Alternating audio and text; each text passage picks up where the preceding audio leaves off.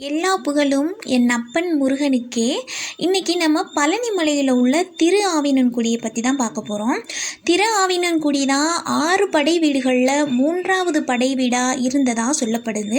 பிற்போக்கில் தான் பழனி மலையாக அதை சொல்லப்படுது. போகர் அங்கே சிலை எழுப்பி அது மூலியமாக ஏற்பட்டது தான் பழனி மலை அப்படின்னு சொல்லப்படுது.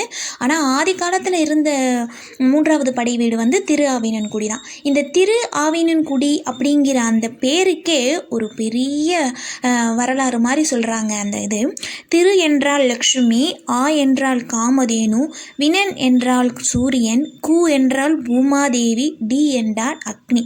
இந்த 5 சேர்ந்து வணங்கிய இடம் அப்படின்னா அது திரு ஆவினன்குடி.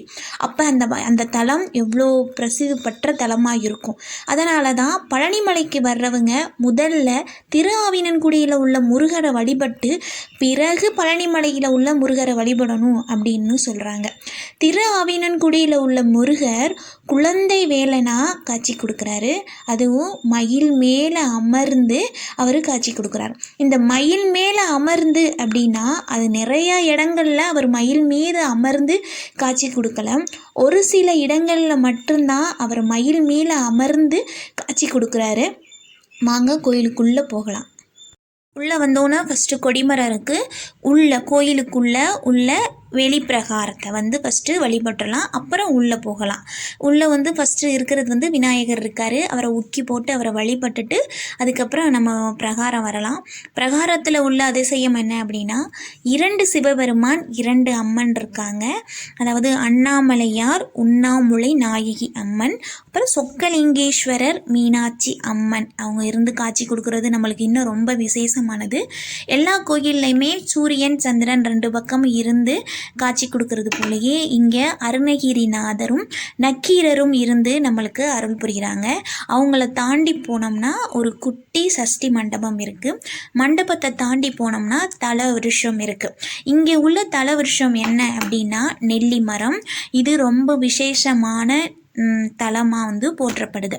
நெல்லிமரத்தை தாண்டி கோயிலுக்கு பின்னாடி உள்ள, அதாவது முருகருடைய கருவறைக்கு பின்னாடி ஒரு நாகலிங்க மரம் இருக்குது. அது ரொம்ப விசேஷமானது. நாகலிங்க மரத்தை பற்றி தெரிஞ்சவங்களுக்கு ஓகே, தெரியாதவங்களுக்கு அந்த பூவை பார்த்திங்கன்னா தெரியும். அப்படியே பாம்பு படையெடுத்த மாதிரியும் உள்ள சிவலிங்கம் இருக்கிற மாதிரியும் இருக்குது. வாய்ப்பு இருக்கிறவங்க கண்டிப்பாக கோயிலுக்கு போனால் அதை பார்த்துட்டு வாங்க. அது அங்கே இருக்கிறது ரொம்ப விசேஷம்னு சொல்கிறாங்க. அதை தாண்டி உள்ளே போனோம்னா சனீஸ்வர பகவான் இருக்காங்க. அவங்கள தாண்டி போனோம்னா நக்கீரர் இருக்கிறாரு. அப்புறம் சொக்கலிங்கேஸ்வரர் மீனாட்சி இருக்காங்க. இந்த கோயிலில் இன்னொரு ரொம்ப விசேஷமானது என்ன அப்படின்னா துர்க்கையம்மன். இங்கே உள்ள துர்க்கையம்மனை பார்த்தா அவ்வளோ அழகாக இருப்பாங்க.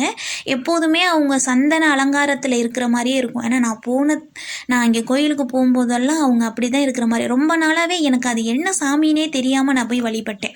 அந்த அளவுக்கு அவங்க அவ்வளோ அழகாக, அதாவது நான் பைரவர்னு கூட சில சமயங்களில் நினச்சேன். இந்த தடவை தான் போய் மேலே நிமிர்ந்து பார்த்தேன். பேர் மேலே எழுதி வச்சுருக்காங்க துர்க்கை அம்மனும். நம்ம இப்போ வெளிப்பிரகாரத்தை முடிச்சிட்டோம். குழந்தை வேலனை பாருங்கள், எவ்வளோ அழகாக குட்டியாக தான் இருப்பார் இங்கே முருகர். ஏன்னா அவர் குழந்தையில், அதனால் குழந்தை குட்டியாக தான் இருப்பார். இதுக்குள்ளேயும் ஒரு பிரகாரம் இருக்குது. இப்போ நம்ம வெளிப்பிரகாரம் போன மாதிரி கோயிலுக்குள்ளேயும் ஒரு பிரகாரம் இருக்குது. அங்கேயும் நிறைய தெய்வங்கள் இருக்காங்க. உள்ள ஃபோன் அலோடு கிடையாது, ஆனாலும் நான் எடுத்தேன்.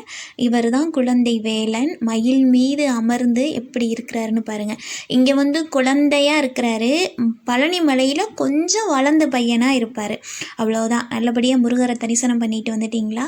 நீங்கள் குழந்தை வரம் வேண்டி பழனிமலைக்கு வர்றீங்க அப்படின்னா கண்டிப்பாக திரு ஆவினன்குடி முருகரை நீங்கள் வழிபட்டுட்டு போங்க. கண்டிப்பாக நல்லது நடக்கும்.